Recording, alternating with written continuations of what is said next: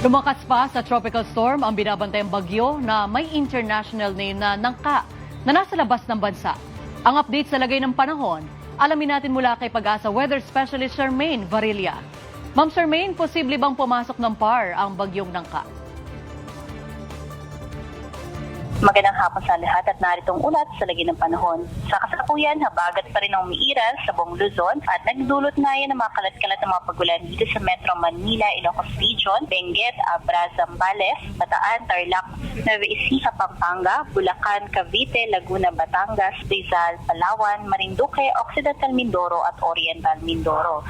Samantalang sa lalabing bahagi nga ng ating bansa, iiral pa rin ang mga pulupulong mga pag-ulan na dala ng habagat at localized thunderstorms. Sa magigilagi naman ng ating karagatan ay wala tayong nakataas na gale warning kaya malayang maglalayag lahat ng sasakyang pandagat. Iba yung pag-iingat nga lang sa papalaot dito sa Mahilaga at kanlurang bahagi ng Luzon dahil asahan nga natin na magiging katamtaman hanggang sa malalakas sa mga pag-aalon. Samantala nga, yung bagyo sa labas ng ating Philippine Area of Responsibility na may international name na Tropical Storm Nangka ay huling namataan sa layong 2,280 kilometers east o silangan na extreme Northern Luzon. Sa kasalukuyan nga ay wala itong direktang epekto sa limang bahagi ng ating bansa at kumikilos pa silangan papalayo ng ating park. Kaya mababa rin yung syansa nito na pumasok sa loob ng ating Philippine Area of Responsibility. Yan ang latest mula dito sa Pag-asa Weather Forecasting Center. Charmaine Varilla, nag-uulat.